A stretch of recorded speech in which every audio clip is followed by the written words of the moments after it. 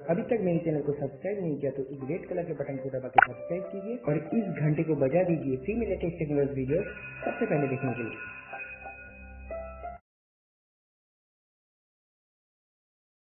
युवाओं के role model Shivendra Singh केटी तोमर चितौरा आपके बीच रूबरू है।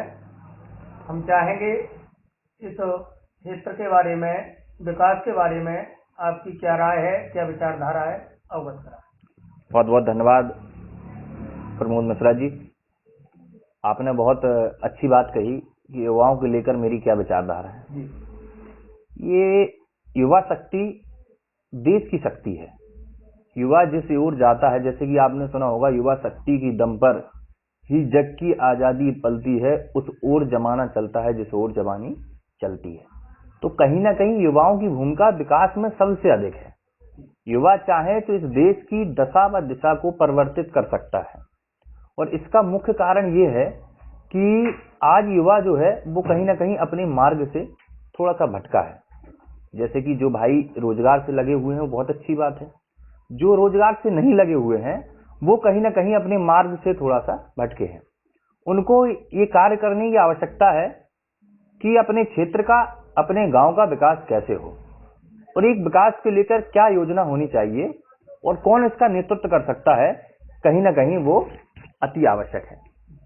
तो मैं कहना चाहूंगा सभी युवा साथियों से कि अपनी विचारधारा में विकास को लाइए, और जितना ज्यादा से ज्यादा आप अपने क्षेत्र का विकास करने के लिए पहल करेंगे, उतना ही आपका नाम, आपके परिवार का नाम, आपके माता पिता का नाम आगे बढ़ेगा।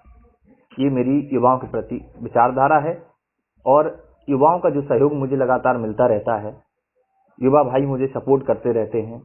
मैं कहीं भी, आज जब से मुझे लगभग 2008 से मैं राजनीति में आया, समाज सेवा में आया, तो सबसे ज्यादा अगर किसी ने साथ दिया मेरा, तो वो 18 से 17 से लेके 25-30 साल के नवयुवकों ने दिया है। तो मैं उनका आभार व्यक्त इसलिए करना चाहूंगा कि उनके ही द्वारा मुझे ऊर्जा मिलती है, उनके ही द्वारा मेरा एक उत्साहवर्धन होता है। मैं चाहता हूं कि मैं क्षेत्र के लिए, अपने समाज के लिए कुछ करूं। ये मेरी विचारधारा है जी। जैसा कि आप देख रहे हैं, इस समय हमारे देश में हिंदू विचारधारा के तमाम संगठन कार्य कर रहे हैं और हिंदूवादी एक लहर भी चल रही है। तो उसके विचार, आपकी विचारधारा क्या, उसके विचार? बहुत अच्छा प्रश्न किया आपने। हिंदुत्व विचारधारा एक ऐसी विचारधारा है जो कि सभी को साथ लेकर चलने वाली विचारधारा है। हिंदुत्व आज कट्टर क्यों हो गया, इसका भी कारण मैं बता देता हूँ। हिंदू सनातन संस्कृति सबसे पुरानी संस्कृति है, और हिंदुओं ने जितना ज्यादा कार्य किया है पूरे से विश्व में, ऐसा कोई भी धर्म नहीं होगा जिसने इतना युद्ध स्तर पर कार्य किया हो, विस्तार किया हो। आज हम जरूर भारत में बाहुलता के साथ हैं, लेकिन आप अन्य देशों में जाइए तो कहीं ना कहीं हिंदुत्व एक अलग ही पहचान रखता है। आज बाहर देश के लोग भी हिंदू धर्म अपनाना चाहते हैं, लेकिन कुछ अधर्मियों ने हमारे हिंदू धर्म को टारगेट करना प्रारंभ किया।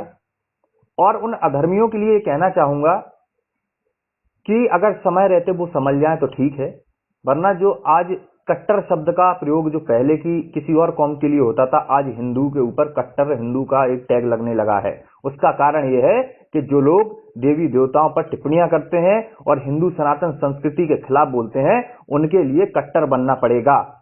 ये मेरी विचारधारा है, क्योंकि हिंदू सनातन संस्कृति एक ऐसी संस्कृति है जो शस्त्र शास्त्र दोनों में बल रखती है। विवेकानंद जी ने कहा है कि धर्म के लिए, धर्म की रक्षा के लिए अगर शस्त्र भी उठाना पड़े तो व्यक्ति को उठाना चाहिए। तो ये क्यों, इसकी जरूरत क्यों आन पड़ी? क्योंकि आज कुछ अधर्मी ऐसा कर रहे हैं। कुछ वर्ग के तो ऐसे लोग हैं जो कि लगातार देवी देवताओं पर टिप्पणी करते हैं। अरे भाई, अपने धर्म का प्रचार प्रसार करो, जिसको मानते हो उन देवी देवताओं का प्रचार प्रसार करो, लेकिन किसी के धर्म के ऊपर उंगली उठाने का तुम्हारा कोई अधिकार नहीं है। अगर ऐसे उंगली उठाई जाएगी तो निश्चित तौर पर ऐसे फनों को कुचलने का कार्य किया जाएगा। ठीक है। जैसे कि आप देख रहे हैं, इस समय, आने वाले समय में पंचायत चुनाव हमारे नजदीक हैं, तो इस बारे में आप अपने क्या विचार रख रहे हैं और लोगों को क्या संदेश देना चाहते हैं, युवाओं को क्या आप अपना संदेश देना चाहते हैं? बहुत सही समय पे आपने प्रश्न किया है।